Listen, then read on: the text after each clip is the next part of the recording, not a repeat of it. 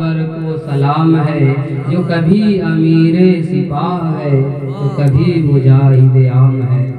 اللہ رب محمد صلی اللہ علیہ وسلم،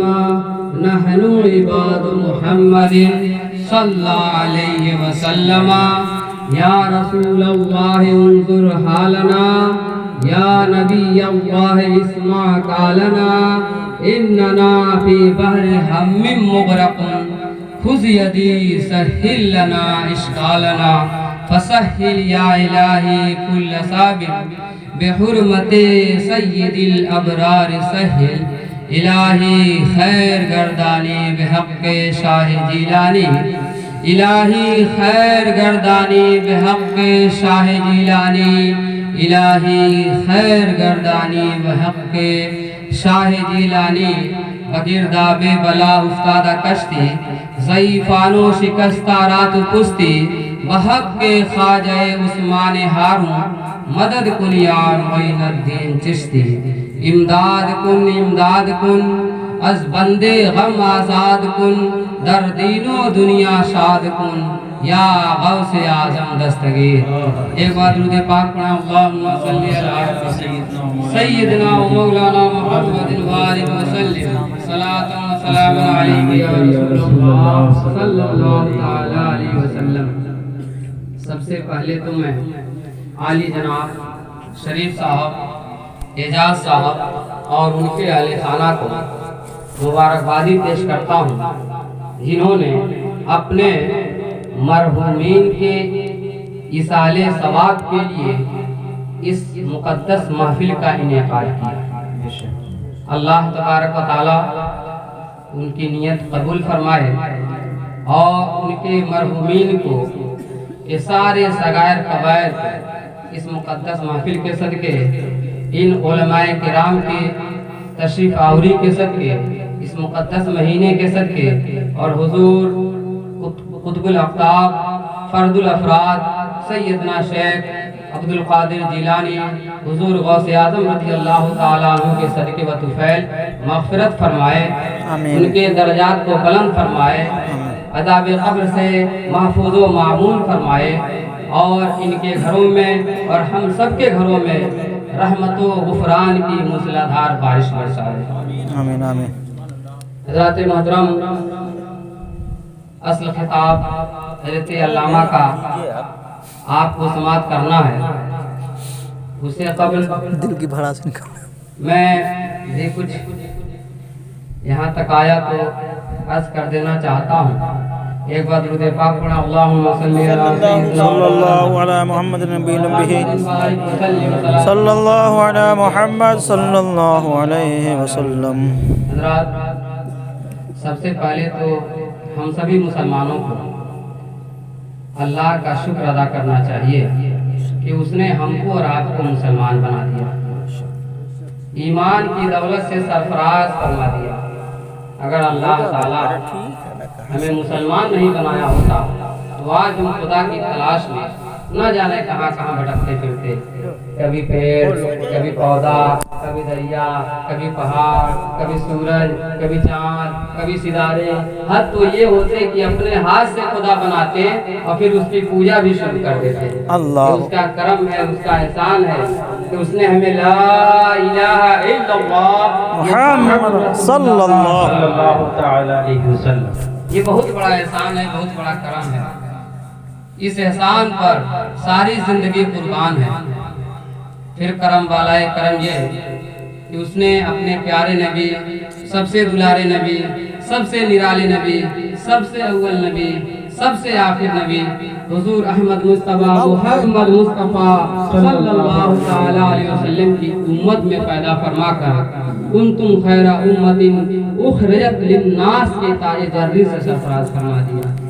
سیدی سرکار اعلیٰ حضرت فرماتے ہیں، سب سے اولا و اعلیٰ ہم نبی،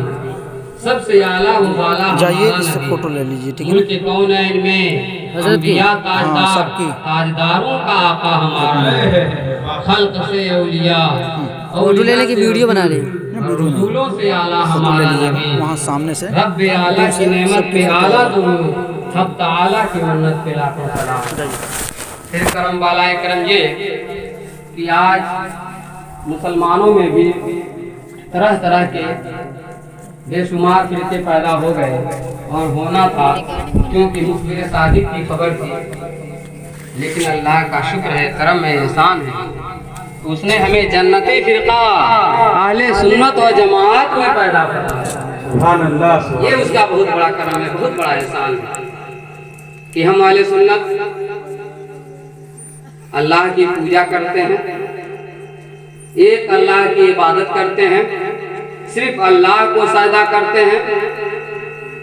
اس کے علاوہ ہم کسی کو سجدہ نہیں کرتے، اس کے علاوہ ہم کسی کی پوجا نہیں کرتے، لیکن اس کے ساتھ ہی ساتھ یہ رحمت صلی اللہ علیہ وسلم کی تعظیم و توقیر کرتے ہیں، وضروح پر عمل کرتے ہوئے اس کے ساتھ ہی ساتھ نبی پر درود و سلام بھی بھیجتے ہیں۔ ان اللہ وملائکتہ یصلون علی النبی یا ایھا الذین آمنوا صلوا علیہ وسلموا تسلیما، صلی اللہ علیہ وسلم۔ اس پر عمل کرتے ہوئے ہم نبی پر درود و سلام بھیجتے ہیں، کبھی عربی میں سلام بھیجتے ہیں، یا نبی سلام علیکہ، یا رسول سلام علیکہ، یا حبیب سلام علیکہ،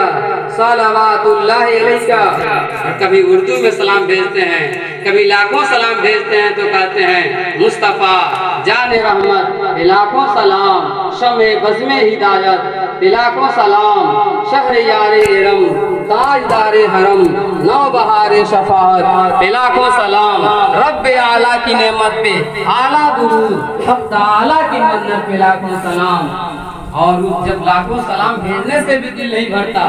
ہم کروڑوں درود بھی بھیجتے ہیں۔ کعبے کے بدر الدجا تم پہ کروڑوں درود، طیبہ کے شمس الضحیٰ تم پہ کروڑوں درود، ذات ہوئی خواب بس جواب، نام ہوا مصطفیٰ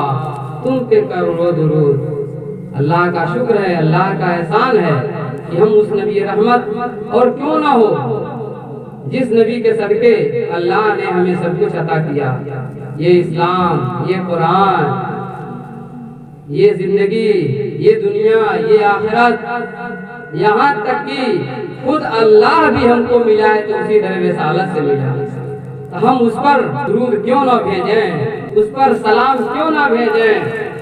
اسی راہ پر پہ درود ہے، اسی تاج پر تو سلام ہے۔ اللہ کا شکر ہے، اللہ کا احسان ہے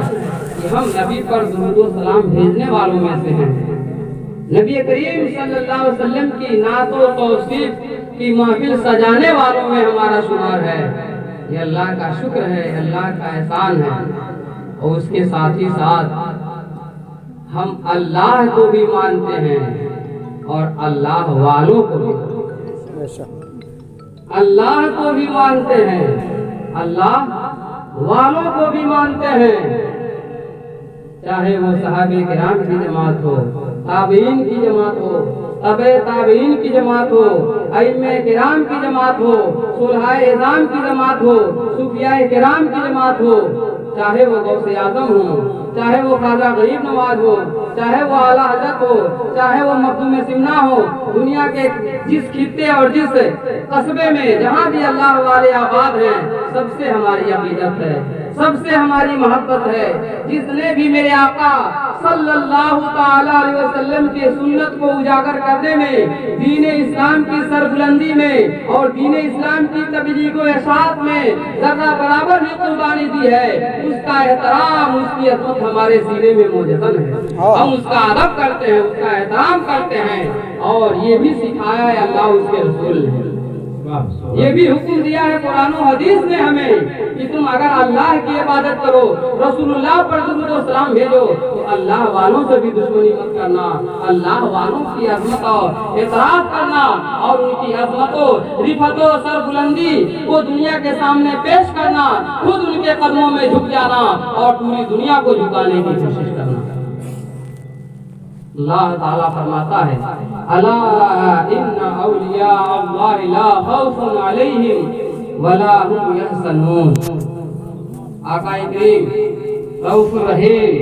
صلی اللہ تعالی علیہ وسلم فرماتے ہیں کہ اللہ کے بندوں میں کچھ بندے وہ ہوتے ہیں کہ جب وہ اللہ کا قرب حاصل کر لیتے ہیں، جامع معقول و منقول حضرت علامہ ہارون رشید صاحب قبلہ مصباحی مدد ذلہ النورانی، جن کا کام حدیث شریفی پڑھانا ہے، درس و تدریسی سے تعلق ہے، وہ اس حدیث کی تصدیق کریں گے۔ مسلم شریف کی یہ حدیث ہے اور صحیح حدیث ہے کہ آقا کریم صلی اللہ تعالی وسلم نے فرمایا کہ بندہ جب نوافل کی کثرت کرتا ہے تو اللہ کا اتنا قرب حاصل کر لیتا ہے، اللہ کا اتنا بڑا ولی بن جاتا ہے، اللہ کا اتنا پرہیزگار متقی بندہ بن جاتا ہے، اللہ کی بارگاہ میں اتنی رسائی حاصل کر لیتا ہے کہ اللہ اس کا کان بن جاتا ہے جس سے وہ سنتا ہے، اللہ اس کی آنکھ بن جاتا ہے جس سے وہ دیکھتا ہے، اللہ اس کا ہاتھ بن جاتا ہے جس سے وہ پکڑتا ہے، اللہ اس کا پاؤں بن جاتا ہے جس سے وہ چلتا ہے۔ اور یہ لمبی حدیث قدسی ہے، اس کے بعد آخر میں اسی حدیث کے آخر میں ہے اللہ تعالیٰ فرماتا ہے من عاد لی ولیا فقد آذنتہ بالحرب۔ اللہ اکبر۔ اے میرے بندو سنو، تم میں سے جس بندے نے بھی میرے ولی سے دشمنی کی میں اس سے اعلان جنگ کرتا ہوں۔ اللہ من عاد لی ولیا،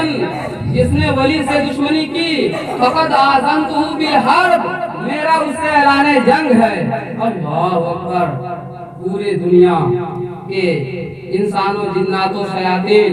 پوری طاقت ایک طرف، اگر اللہ تبارک و تعالیٰ کی قدرت میں، اللہ تبارک و تعالیٰ کی مرضی میں، بلکہ اللہ تبارک و تعالیٰ کے مرضی کے بغیر ایک پتا بھی ہلانا چاہیں تو نہیں ہلا سکتے، تو اللہ سے جنگ کیا کر سکتے ہیں؟ مطلب یہ ہے کہ میرے بندوں میں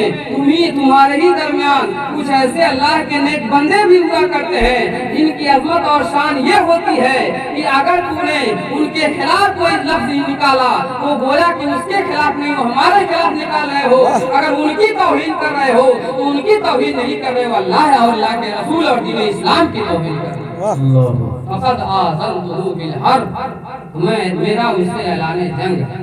مسلم شریف کی مسند حدیث ہے، صحیح حدیث ہے، اس کے سند میں کوئی اختلاف نہیں۔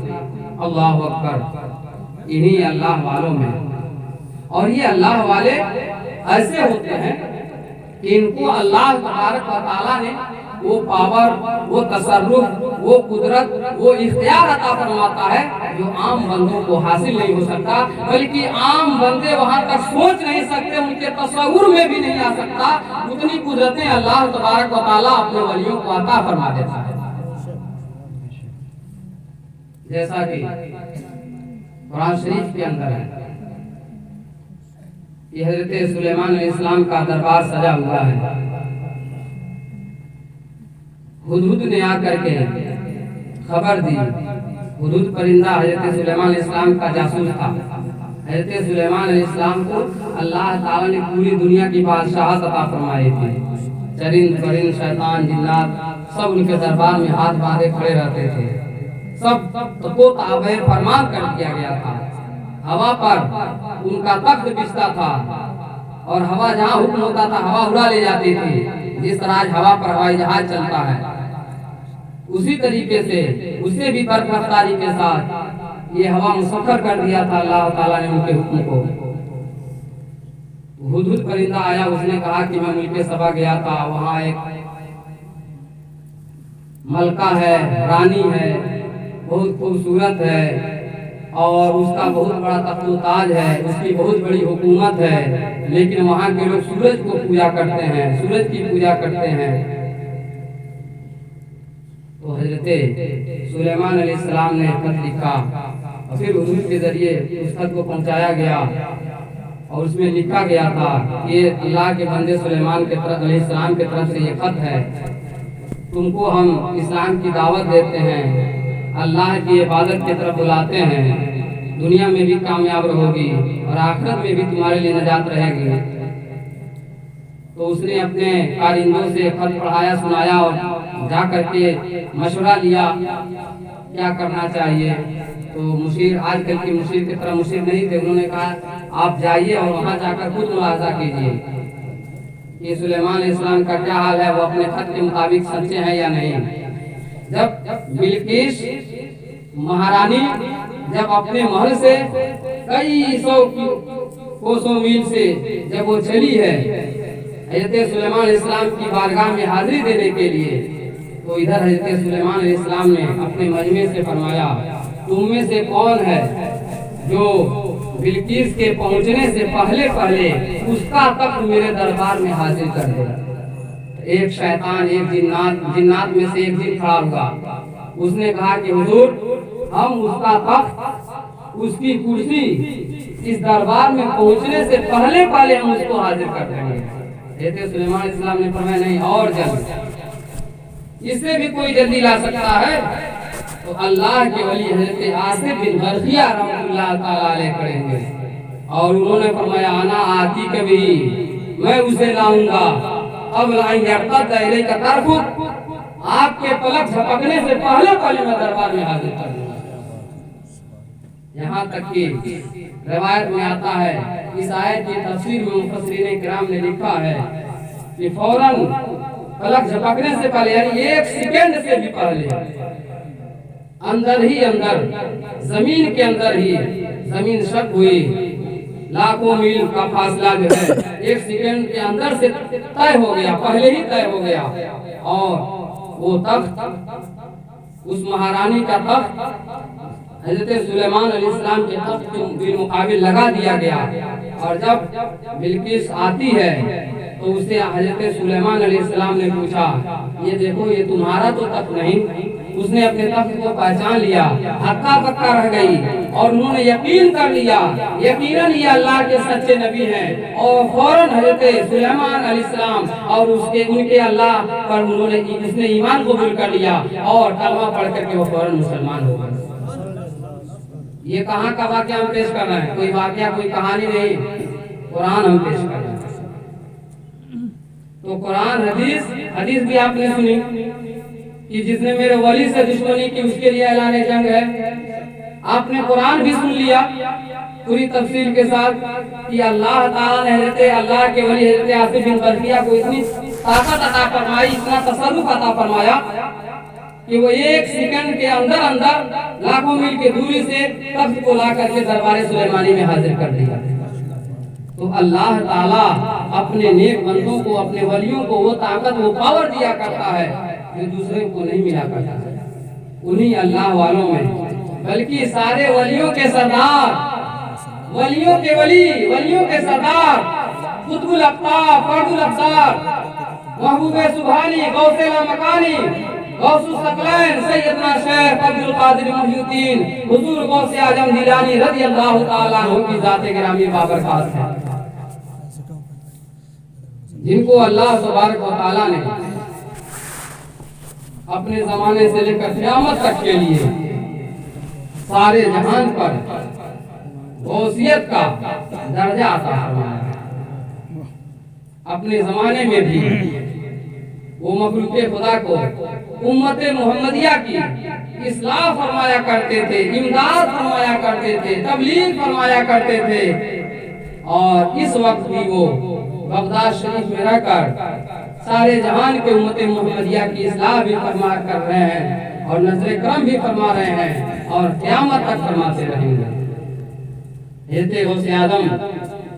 رضی اللہ تعالی عنہ کے تو بے شمار اور بے گناہ کرامتیں ہیں، اگر کرامتوں کو بیان کیا جائے تو رات گزر جائے گی۔ حضور غوث اعظم رضی اللہ تعالی عنہ کی کرامت بیان نہیں ہو سکتی۔ آپ نے بہت سی کرامتیں سنی، پیدائش سے لے کر کہ آپ رضی اللہ عنہ شکم مادر میں تھے، یا آپ نے کتنے پارے قرآن حفظ کر لیے تھے، آپ راستے میں بغداد کے سفر میں تعلیم کے لیے جب جا رہے تھے تو راستے میں ڈاکوؤں کو کلمہ پڑھوا دیا تھا سچ بولنے کی برکت سے۔ آپ نے بغداد شریف میں کتنی محنتیں کی، کتنی مشقتیں، کتنے مجاہدات کیے۔ آپ رضی اللہ تعالیٰ عنہ 40 سال تک عشاء کے وضو سے فجر کی نماز ادا فرماتے رہے۔ ایک ایک وقت میں سینکڑوں مریدوں کے گھر بنفس نفیس تشریف لے جایا کرتے تھے۔ ڈوبی ہوئی کشتی کو باہر نکال دیا، چور کو ابدال بنا دیا، ولی بنا دیا۔ بہت سی کرامتیں آپ سنتے آئے ہیں، لیکن